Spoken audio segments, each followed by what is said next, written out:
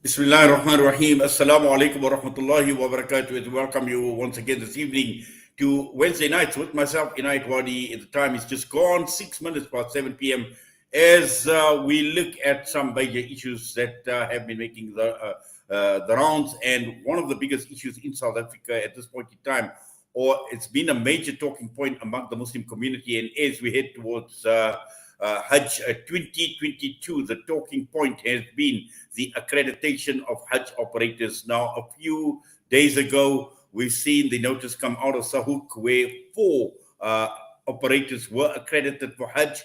And today, we've seen SAMTOA issue a press release talking on the current ownership and administration of Hajj in South Africa. And shortly, we will be talking with the leadership of SAMTOA, Irshad Malek. We've got Yasmine Martin and Nuri Jhetam, who will be joining us shortly. And just before we get to our guests, I also would like to remind our viewers and listeners, as we welcome you to the airwaves of Salam Media on the various platforms. You can tune in onto our YouTube channel, also on Facebook as well, and the various channels of Salam Media is you tune in to view the interviews that we have lined up for tonight. Later on at around 8 to 9, the world has basically been shocked at the murder of Al Jazeera senior correspondent Shireen Abu Akleh while she was on duty in Jenin this morning in the occupied West Bank. She was reportedly wearing clearly a press jacket that identified her at that point in time, but she was shot in the head. This is pure murder. So between 8 and 9, we will be taking a look at that development that has taken place. The world is in shock. Al Jazeera is in shock, and journalists around the entire world are in shock at what has happened. But right now, we're going across to welcome our guests. Then that's the leadership from SAMTOA, who have issued that press release today, and to discuss that press release and some of the other issues that are related to Hajj operators and how is this likely to impact on Hajj 2022. Firstly, we go across to be joined by Brother Irshad Malek. Brother Irshad, Assalamu alaikum wa rahmatullahi wa barakatuh, and welcome. Wa alaikum salam wa barakatuh, Brother Inayet, and to the listeners of Salam Media. Jazakallah khairan so much for joining us. We also have got Sister Yasmine Martin, who is joining us right now. Sister Yasmine, Assalamu alaikum wa rahmatullah. Well, it appears Sister Yasmine is not on yet. Sister Nuri Jhetam, Assalamu alaikum to you.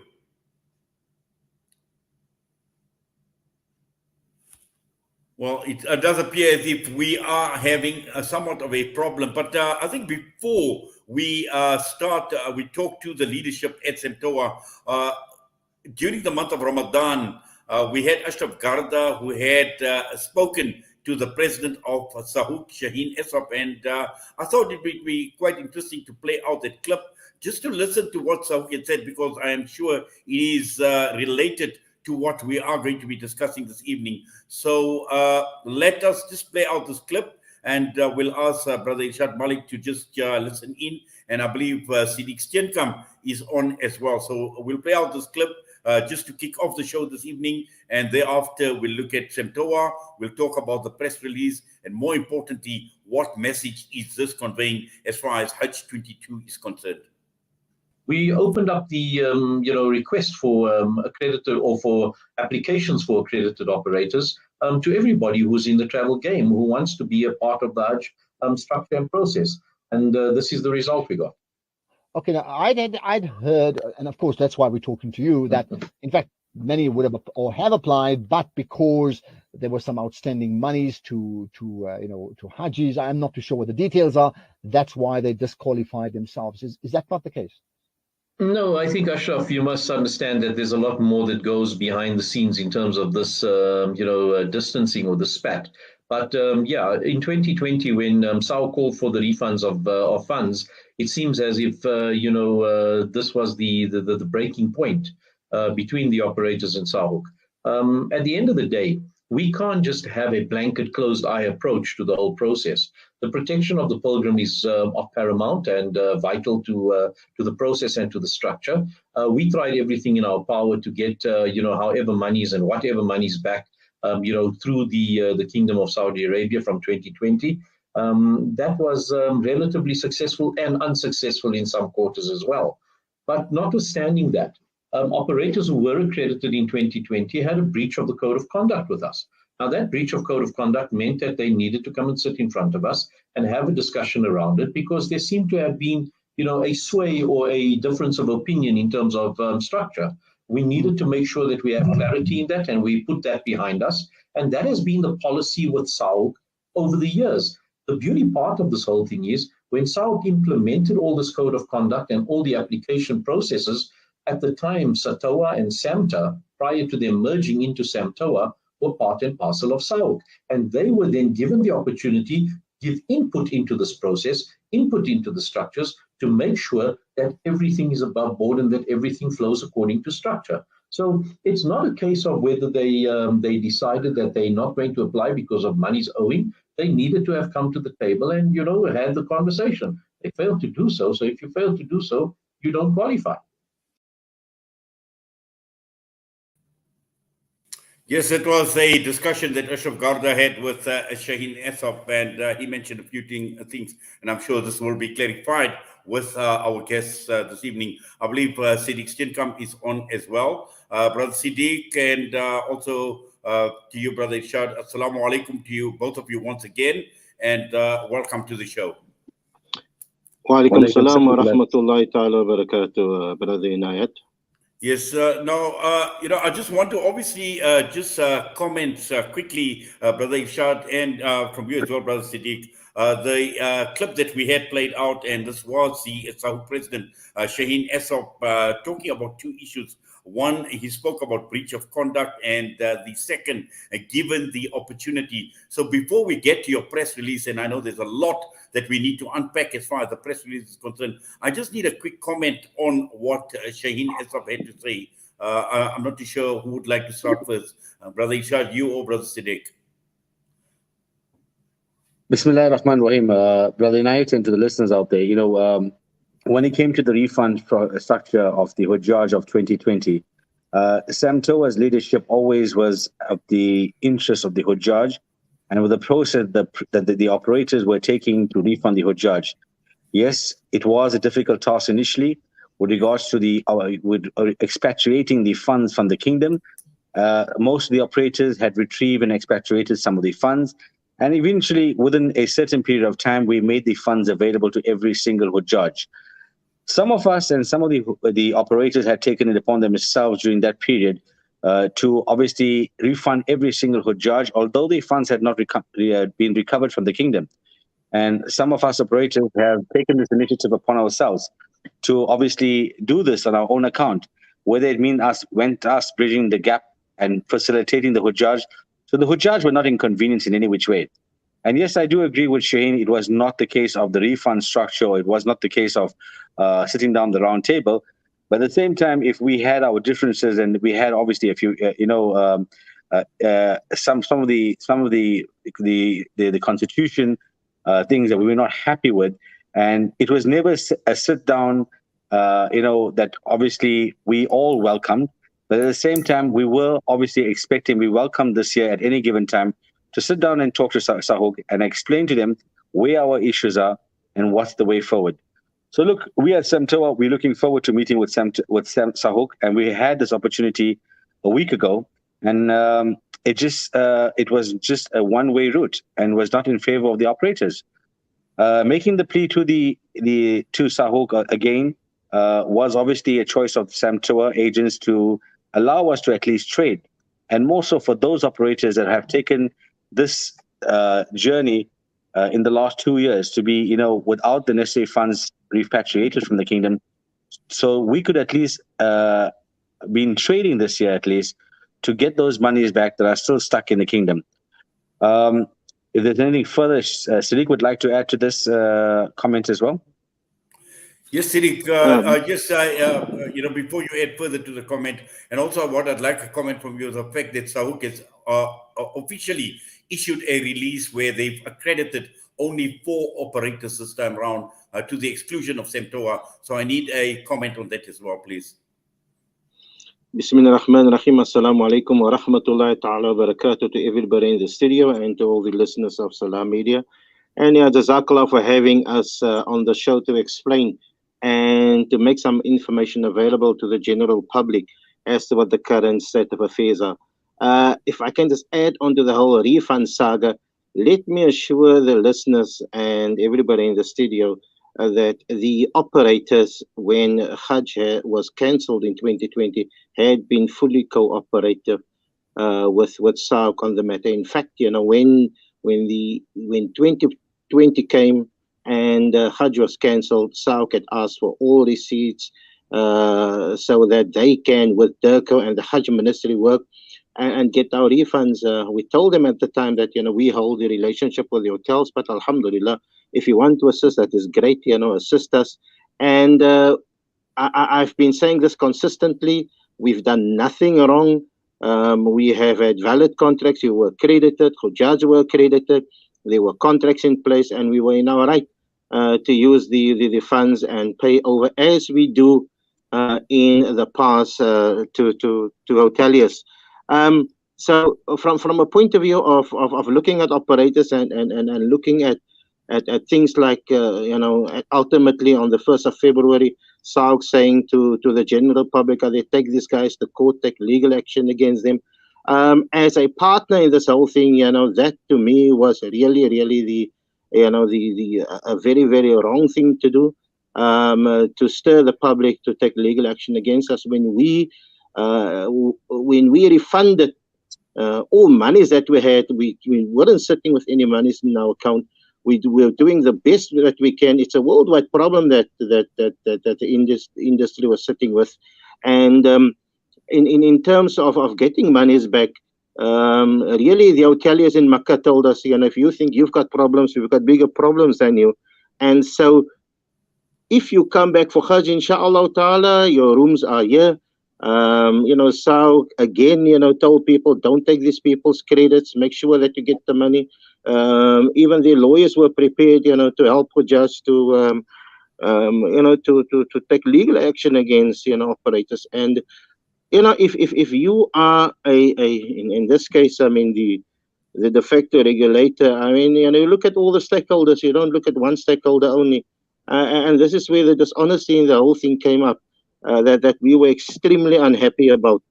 Be that as it may, in terms of the accreditation process, only 4 operators had been accredited and only 4 operators applied. None of the SAMTOA operators applied because there were issues at the time which not prevented, but that we deemed necessary to deal with and not to apply, and we can deal with that further in our press release. But in terms of the Hujjaj, I feel sad for the Hujjaj. Hujjaj wants to travel with not only the operator of choice, but with the spiritual leader of choice. And you are now forcing Hujjaj at this stage to go with 4 operators, which they might not wanting to do at the moment. And it really is, a sad day, for the Hujjaj, as I see it today. Yes, Jazakallah. Brother Irshad and both Brother Siddiq, I would request that you put your cameras on landscape mode, please, so that we can get a complete picture. And just for the benefit of the viewers as well, we can get a clearer picture. Although I see both of you clearly, it's just that we can get a complete picture with, if you could just possibly turn your cameras into landscape mode, if that is possible.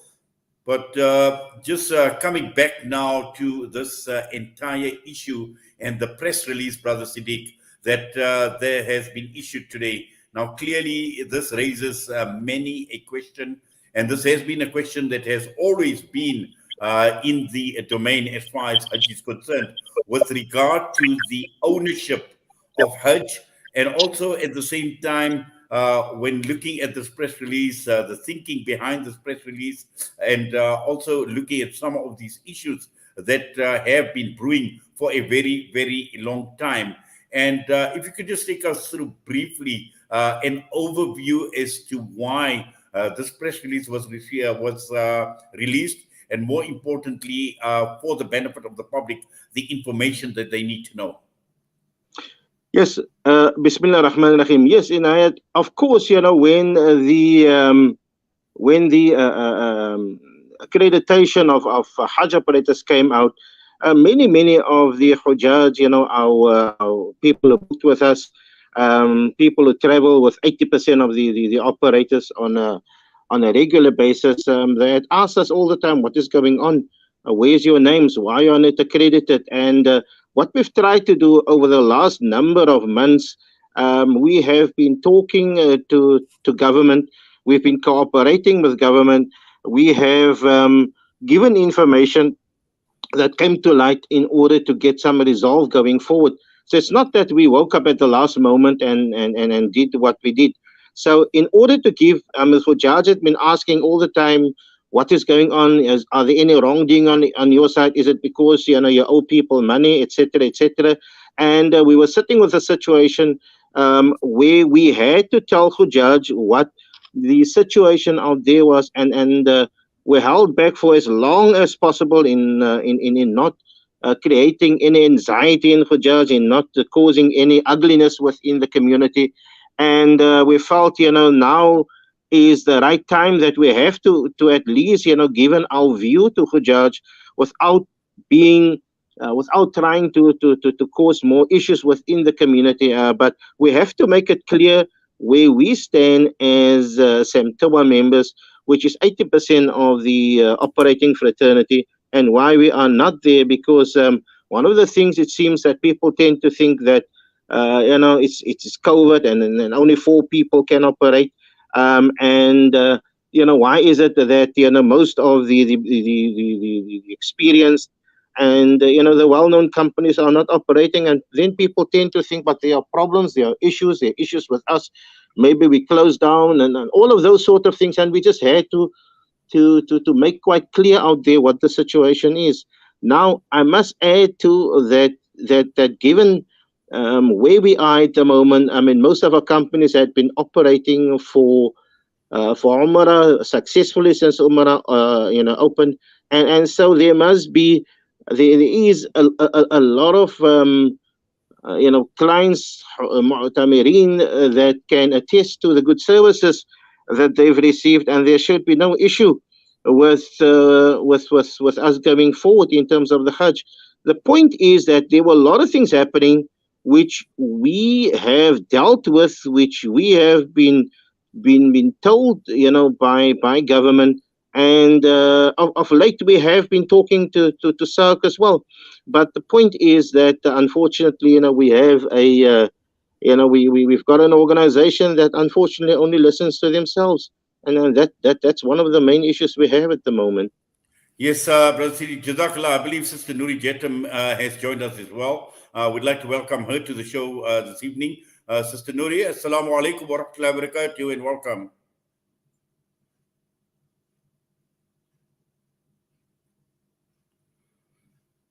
Well, clearly, we have lost her. We're going to try and get hold of her once again. I'm not too sure what the problem is, but clearly there are certain connection issues. But let us just continue with Irshad Malek on this issue. And Irshad, if you could just unmute your mic, and just following up from what Brother Siddiq has to say. And it is clear that, this year and the debacle that has been playing out is going to be Hajj with a difference. The fact of the matter is, as Brother Siddiq mentioned, that, with the only 4 operators who have now been accredited, where does this leave people? Where does it leave all the operators that are represented by SAMTOA?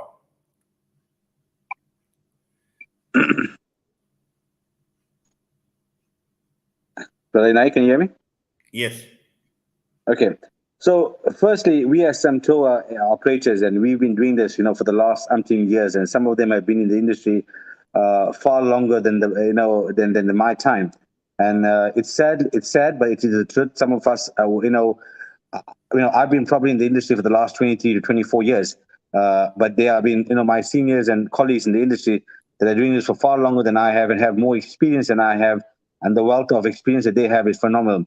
It's sad to know that we've been dictated and been ruled by, obviously, on the auspices that we cannot trade this year due to the fact that Sahuk has brought in this deadline, this time frame to make the application. And we as a body had decided we were not happy with the outcome of whatever it was before, and we were not going to make this application time because the requirements for this application process was quite a tedious one.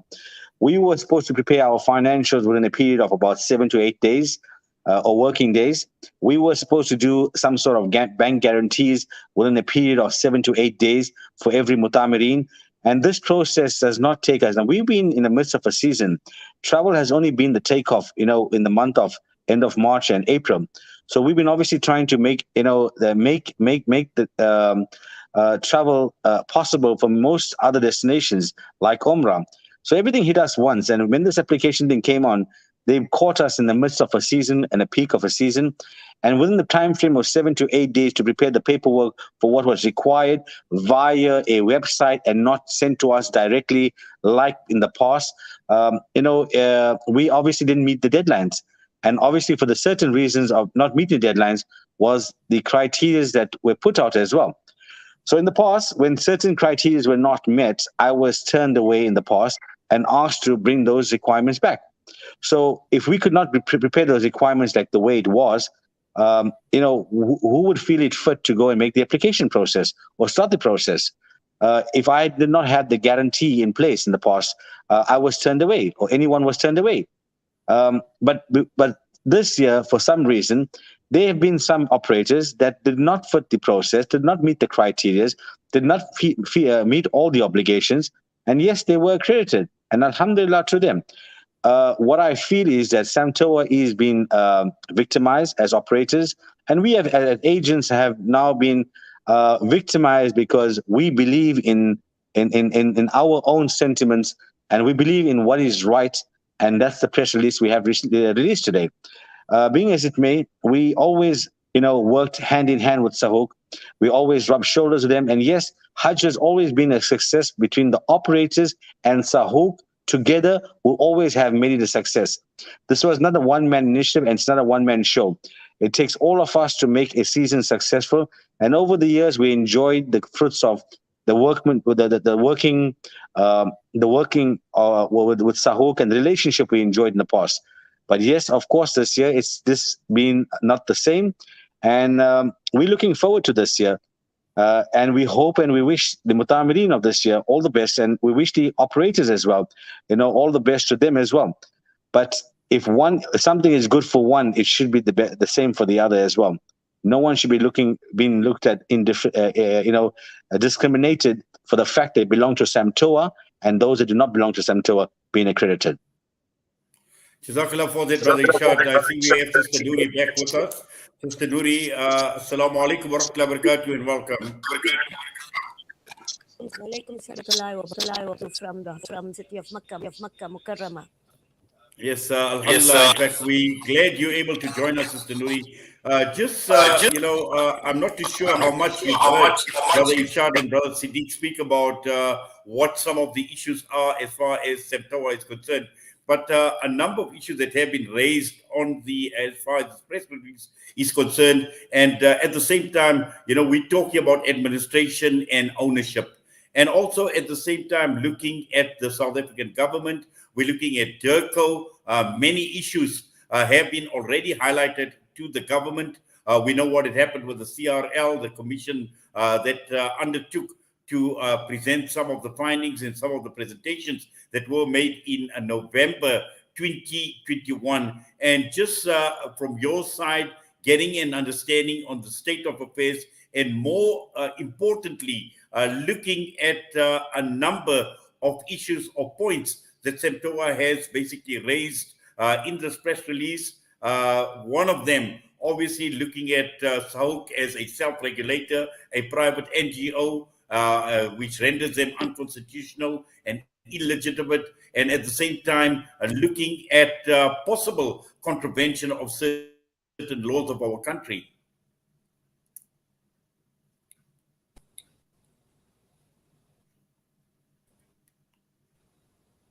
Sitting back here in the Kingdom of Saudi Arabia, yes, yes. What I need to bring more notice and to the public out there, we have SAMTOA have hands and rub shoulders unilaterally in order to as a with the as a Muslim country, which is definitely not the case.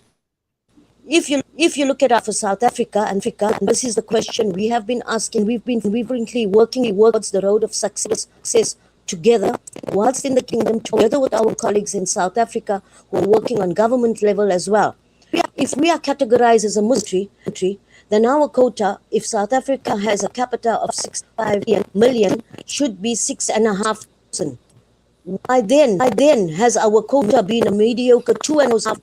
This has been questioned a long time ago.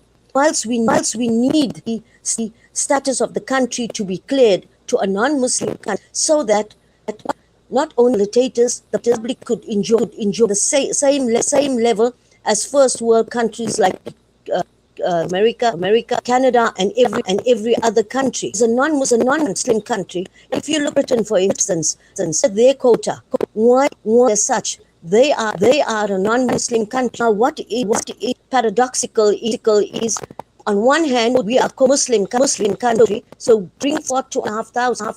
When our cross, they should have receipt and receive 5,000 quota. Why then 2.5? These questions have put into light research, which has taken a long time to ascertain how we. So. Yes, Sister Nuri, I think you are breaking up. I do suggest that you would try and log in again because we obviously need to do justice. Feels like we're in apartheid. Yes, we are definitely having somewhat of a problem, and Sister Nuri Jhetam is in the Kingdom of Saudi Arabia right now. But Brother Siddiq, just a question that I have raised with Sister Nuri Jhetam regarding the issues as Saud being a self-regulator, but also at the same time, I know that CRL Commission, I personally attended that session that had taken place. I'm not too sure whether something has basically come out of it, but there were a number of issues, and these are specific issues that you have raised in your communication today, in your press release. Yes, Bismillah ar-Rahman ar-Rahim. Let me just make a few comments on that, Brother Inayet, and for the listeners to understand. A lot of issues had been raised with Turco in the past, raised by civil society, individuals and so on. And I think when the travel fraternity also started to raise the issues with Turco, some action then started. The CRL had been appointed to do some investigation and to do some public hearings, which they've done. And in discussion with DIRCO, in discussion with the CRL, we cooperated. We made presentations openly, transparently, sincerely. When we look at the state of Hajj and administration in this country, it's important that we take into account all the legalities. South Africa is not a banana republic. We're a constitutional democracy, and we need to take into account our constitution, our laws. We must adhere to the laws of the Saudi Arabians, and of course, the international standards set by the Organization of Islamic Cooperation, the OIC. Those are all things that we have to take into account in looking at the state of administration, and it was a sincere and an open and a transparent way of saying to the stakeholders in the industry, but we need to consider all the factors. a lot of emotional statements had been made at the CRL meeting, and you were there. And I think that we needed to focus on the facts and the way forward, but there was just not enough time. Individuals that had zoomed in really with all the connection problems weren't given enough opportunity to state their case either. But be that as it may, the CRL investigated, and one of the reasons why we also did not apply is that government gave every reasonable indication that the status quo cannot remain, that we have to make changes. They did do something to review, and they just never made pronouncements on the review, on the investigations, and on decisions. And on that basis, we had said to government that we felt that SAUK had been presumptuous in thinking that they are still in charge. Now, in all of this, we do understand that the kingdom of Saudi Arabia has not been informed of the state of affairs here in this country. And I would have thought that perhaps we could have solved something, because we had quite a long time during the COVID time when we didn't have much to do, because South Africa couldn't get into many countries. And during that time we had really made a lot of inputs to government. We really discussed a lot of issues, and I think we as the travel fraternity were very much sincere in trying to see how do we resolve issues for the benefit of the community. This is just not about us trading and making money. And I have got to make that point, because one of the problems we find is that when people look at us as Hajj operators, as travel agents, they just see dollars in front of them. And our passion for serving the guest of Allah, our passion for the Hujjaj and the Mu'tamirin, and the amount of time we put in, really, it's something. We will not do it if we don't only enjoy it, but this is really what we like to do. And given the way things are, there are many risks pertaining to this ibadah from a logistical point of view, and so a lot of input and a lot of thought and a lot of work went into it. Now, unfortunately, the current administrator is not, of course, happy with our stance. We all belong to SAMTOA, belonged to were member companies of SAUK, and when we decided that we are now going to merge, alhamdulillah, we had to liquidate the two organizations, and then the new organization decided, but we would rather look at different methods of operating, and that's what we did. And we informed SAUK that we are not going to apply. I was a board member for 7 years. We then, I resigned from the board because I didn't feel that I could sit on the board of SAUK and then sit as chairman of SAMTOA and look at both operating sort of methodologies, and so the ethical thing to do was for me to resign from the board. But there was no malice at the time. We informed Shaheen, we informed SAUK, and we went to our business. Now, the fact of the matter is that if you look at what is happening in this country and the way things are set up, we have to comply to the laws of this country. There's no ways that you can do things, take the law in your own hands and do what they wish. In 94, 95, when SAUK was formed, post apartheid, alhamdulillah,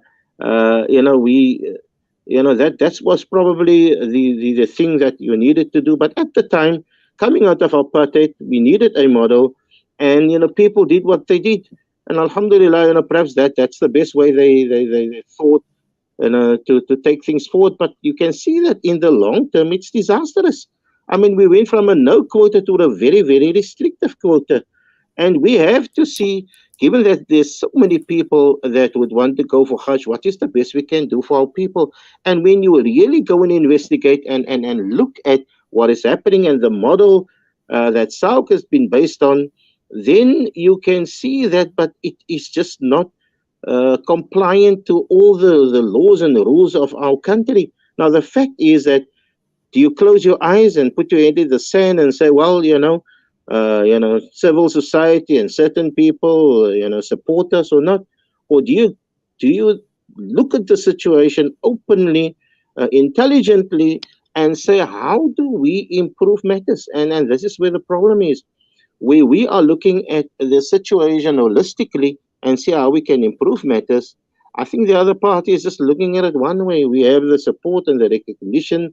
Not that recognition is a criteria, but anyway, we've got the support of certain bodies, and this is the way we're going to go forward. And SAMTOA cannot agree with this. Yes, Brother Siddiq, shukran for that. And I just want to bring Irshad Malek back into this discussion. And one of the key issues, and I think I see Irshad is coming on. Yes, Irshad, one of the key issues here is looking at the South African government. Now, this debacle has been playing out, and the government is saying, yes, we recognize the fact, we recognize the issues that are brewing, the issues that are playing out as far as Hajj is concerned. That is the reason why we've appointed the CRL to investigate and to present us with the findings. But the issues surrounding South Africa being treated as a Muslim country has been brewing for a very, very long time. And I'm not too sure whether it is DIRCO, whether it is the South African government, but this is a matter that we hear about year after year. When we see the quotas coming out, we see the low numbers of Hajj coming out of South Africa. And at some point in time, a lasting solution needs to be found. And I think this is something that you highlight, and this is what SAMTOA has also highlighted in this press release, saying that, the South African government needs to do something, but also at the same time, not only give SAUK the recognition as a regulator, they need to take into account that there are many other stakeholders, there are many other players, and at the end of the day, it is more importantly the Muslim Ummah that needs, obviously, to get some of these answers, and also to make sure that at the end of the day, South Africa is being treated fairly.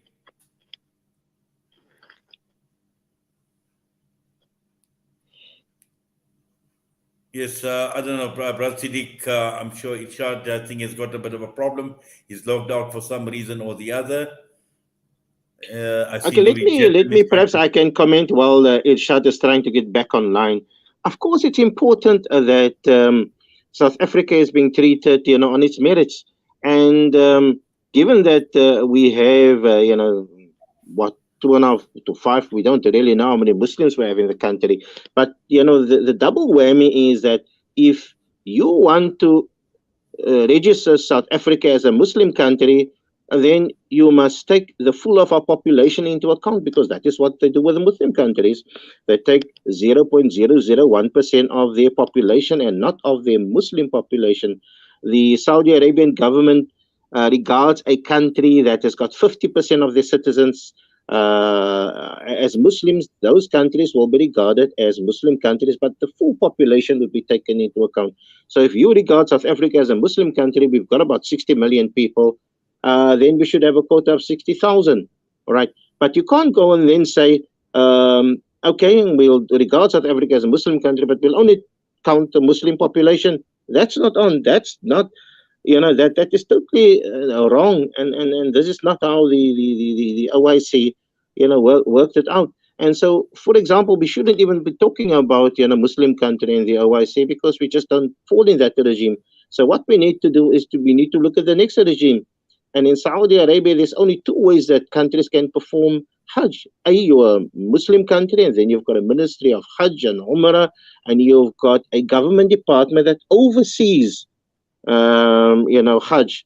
And even when that government department gets the quota, part of that is given to the private sector in the country. And if you are not a Muslim country, then you fall into the regime of a non-Muslim country. Now, there are about 50 or 60 countries which they call a special category, which is managed specially. It's managed by a particular department within the Hajj ministry, but still the country is split between Muslim and non-Muslim. And so I have heard, there were comments like Russia and China and Nigeria, but those are significant. Those are countries with significant Muslim numbers and have ministries actually promulgated by the parliament to look after the Hajj affairs of those minorities. In South Africa, we have had in writing from Turkey that the South African, the Saudi Arabian government do not talk to the South African government when it comes to Hajj, and so they don't take any responsibility for Hajj.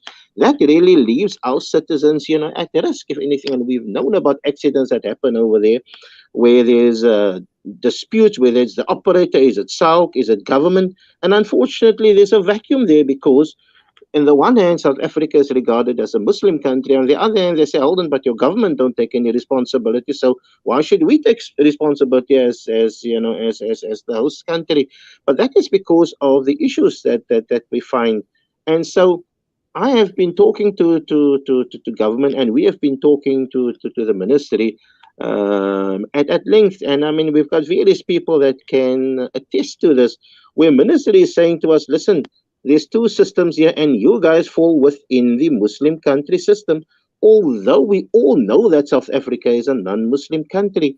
And so this is where almost like the conundrum comes that, if government and whoever debates that it's ludicrous to think that we are registered as a Muslim country, then why don't they just make sure that we inform the Saudis that we need to be treated as a non-Muslim country in the Saudi Hajj system?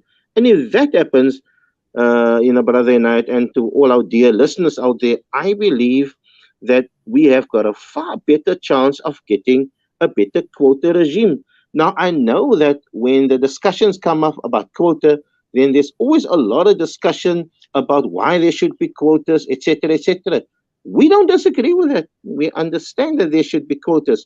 But if we can fall in a different quota regime, it will be more beneficial to the South African public. And now what we are saying is that being in a Muslim country, being in a non-Muslim country's system, it allows operators like us the opportunity to also apply independently, given that we match certain criteria. Now, the point is that is an international and Saudi rule, and why should we as South Africa not benefit from it? And this is what we are saying. We have been asking the government for a long time for an increase in quota. We get concessions, but it's always been 2.5 and maybe 1,000, maybe 500. And that's because it's the way we are registered within the system. And I'm saying that this is one place where the government should really step in and look at what is happening in the Saudi system. We don't want to go to Saudi and badmouth South Africa. It's that is not. We are patriotic people.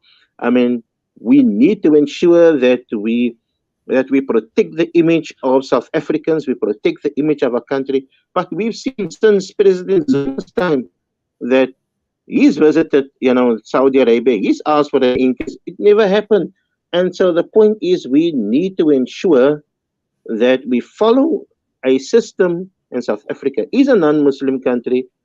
We follow the non-Muslim country system where we are able to enjoy those sort of benefits that all the other international non-Muslim countries enjoy. And I'm saying that South Africa should be no different. We should not try to be out of the norm with the world community, because we're just putting ourselves in the foot. And that is something which really needs to be to be dealt with. Yes, Irshad just asked me Irshad just asked me to pass his apologies. One of his mu'tamirin had passed away in Makkah, an hour ago. And Allah grant the mu'tamirin Jannatul Firdaus. So he's got an emergency to deal with. No, Jazakallah khair so much for that. And our du'as are obviously with I'm not too sure, is it a brother or a sister who's passed away? Allah subhanahu wa ta'ala keep them. Jazakallah for that. I see Sister Nuri is back on with us. So, Sister Nuri, assalamu alaikum to you once again. I think, Sister Nuri, just please check if your mic is not muted. Yes, it is. There we go. Okay. Sister Nuri, I know, you were talking, and obviously we raised a number of issues with regard to the numbers as well, and you were articulating some of the issues. My question is, with the absence of SAMTOA and SAMTOA members in Hajj 2022, how is this likely to impact on the Hujjaj? There would be a great repercussion being faced with us being eliminated out of the... Yeah, my mic is on. Can you hear me? Can you hear me? You can continue. Yes. I can Yes, hear you. yes. So basically, there would be a lot of repercussion. Firstly, we as SAMTOA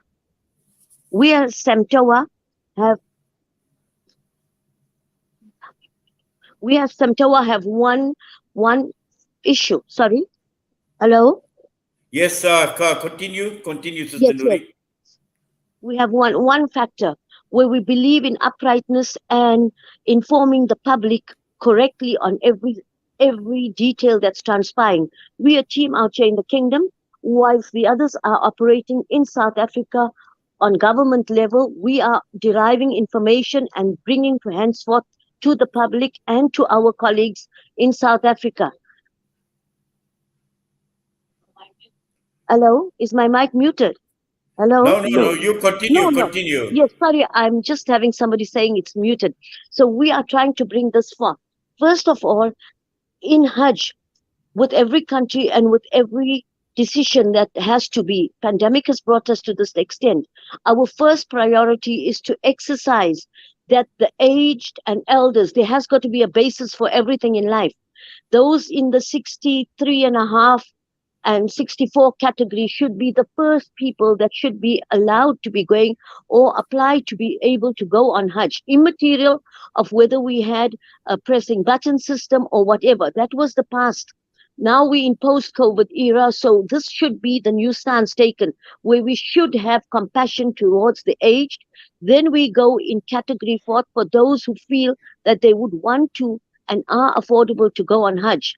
The second factor, which we are not party to, is how do you release into a public names, numbers, whereas you do not have all the details from the Saudi government to give them the 5 days of Hajj, your tanazul. How do these people assume and accept going on Hajj when they do not have the vital factors? If I shock you and tell you this all could add up to 100, where somebody says 28,000, it could end up being 110,000. Now you put expectations, you deflate, you inflate. This is not very healthy, as is our Hujjaj are so anxious to want to travel. So all these factors, humanitarian factors in Hajj is the most important thing, more than anything else. And basis and statistics are very important. Based on this factor, we as SAMTOA are trying to bridge this and gap this. We feel that this was it should not have been the case to release half portions into the public and cause confusion. So this is, we ask, why? Why is this done? Why is this done to our Hujjaj? Why is it done towards the facilitators? Why is it done to the human mind and to everybody else? Can you answer? Can we get the answer from everybody? Why is it done? Without having a full ticket, you travel. Without your return ticket, we would never allow a Haji or Mutamirun to do this. Facts are very important when releasing anything into the market. I am studying this also with colleagues from every other country. They have not released because they are waiting for facts and figures. Most of these agents are here because they receive the quota. They have to work tirelessly. And believe you me, if this quota was within the facilitators, with the new system and what is transpiring now, we would be able to give accuracy to Hujjaj. But right now we are torn between two sectors of whether we should or shouldn't, whether we are as traders going to be facilitated in trading, Why did we have to have such stringent rules to be able to trade in Hajj? Why? My question is why? You, the public, should ask why. You, Brother Inayet, should ask why. And we all need to have the answer of this question of why. Because this is Hajj. This is Hajj. It's a universal meeting place of all races, colors, and creeds. With peace of mind, we are meeting our Rabb on Yawm al-Arafah. So we need to go with a clear mind, not with where Hajis would think that they are traveling, then they have to hedge their money because it's not going to be enough. Give them accuracy. They deserve it. They have sweated all their lives. Do not release half-baked information to the public. This is my message from Makkah. Well, Jazakallah khairan so much for that, and a very, very powerful, a very, very profound message. Brother Irshad, I've just got a quick question that's come up here. Someone wanting to know what is SAMTOA's stance with regards to Hujjaj intending or earmark to travel for Hajj this year. And at the same time, I've seen a comment come through saying very, very risky for Hujjaj this year. SAMTOA seems to be intent on derailing current Hajj process. Is that the intention of SAMTOA? If you could unmute your mic, please. Bismillah ar-Rahman ar-Rahim. Our intention with SAMTOA is not to interfere with the process of Hajj. Our intention is not to disturb the system or the process of Hajj, or the Mutamirin being the person that's going to suffer the consequences. And if this was our intention, we would have taken the steps, some time back already, and not at this point of year. Hajj will go on. Hajj will happen with or without SAMTOA. Hajj would happen. Yes, it would not be the same, and I can vouch for this year, because you got the experience, you got the wealth of knowledge of the ulamas, you got the wealth of knowledge of the operators, and the passion behind these operators. It may not be the same. It may not have the same, standard and as it was in the past.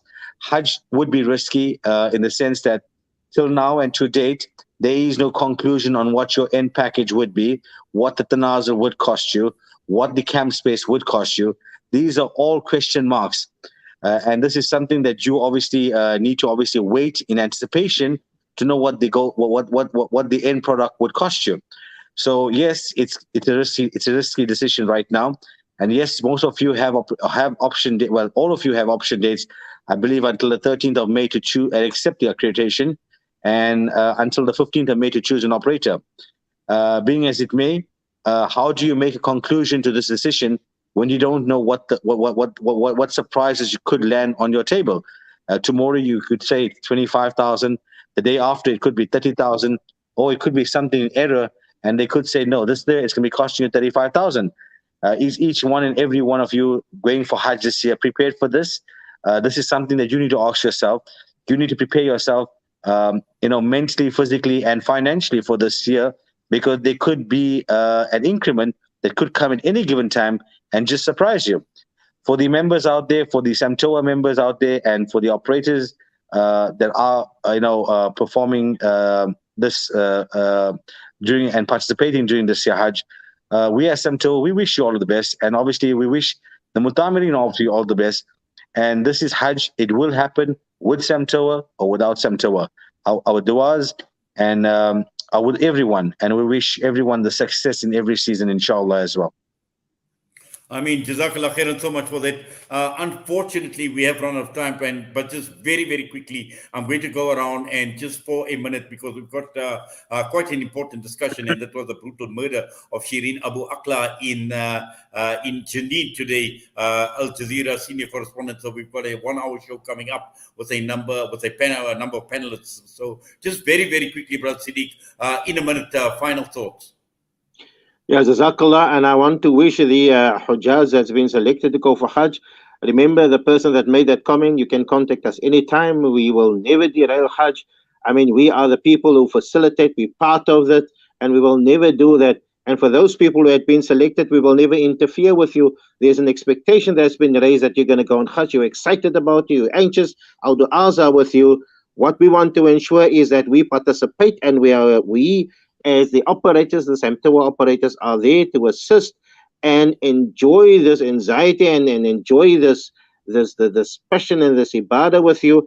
And that is our current interim fight at the moment, that we must be there to ensure that those people who want to travel with us, who want to travel with our spiritual leadership, be given the opportunity to do that. So inshallah ta'ala, we make dua for each and everyone, that Allah ta'ala, grant us, all the khair and barakah and the patience and the assistance to deal with issue, inshallah. Assalamu alaikum wa rahmatullahi ta'ala wa barakatuh. Wa alaikum salam wa rahmatullahi wa barakatuh. Jazakallah khairan for that. Sister Nuri, just final thoughts, about a minute from you. Yes, I want to answer with you from Makkah Mukarramah that inshallah, Allah is the Musawwir of everything in life.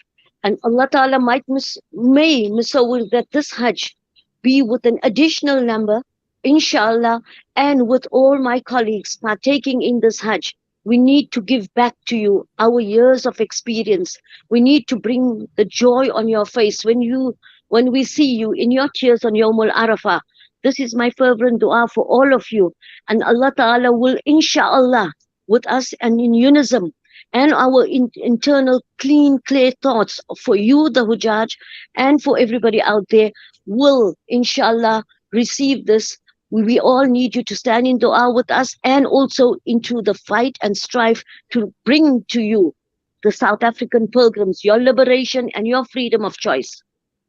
Ameen. Jazakallah, Brother Irshad. To the Mutamirin out there and to the listeners out there, some of our operators, although they may not be participating in the Sahuk accreditation for Hajj, some of our operators have been requested by other countries to provide our professional services to their Mutamirin from those countries, namely most of the African countries and more of the affluent countries in Europe as well. So yes, most of us have been awarded the opportunity to serve the guests of Allah subhanahu wa ta'ala as well, irrespective of the participation of Sahuk quota. So inshallah, our team, our ground staff team of some of the SAMTOA agents will be in the kingdom. And we will be there to assist wherever we can and however we can. And inshallah, let's see, we look forward to meeting one and all of you soon, inshallah, again. Inshallah, Ameen. Jazakallah khairan so much to you, Brother Irshad, and also to Brother Siddiq Skinkam and Sister Nuri Jhetam for your participation this evening. We do appreciate it. You taking time out, talking to us here at Salam Media on Wednesday nights with myself, Inayet Wadi. We wish you all the best, inshallah. Assalamu alaikum wa rahmatullahi wa barakatuh. Wa alaikum salam wa barakatuh.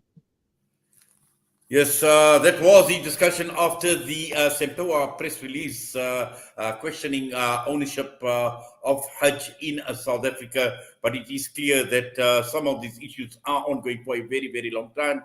And it's about time that the authorities, the administration, and also looking at the regulators, looking at the tour operators, as well as the Hajj operators, and we need to find solutions, because we cannot be having these discussions over and over again. Sometimes some of the same issues that arise, and particularly the issues surrounding whether South Africa is a Muslim country, that question definitely needs to come up. The time is just gone 4 minutes.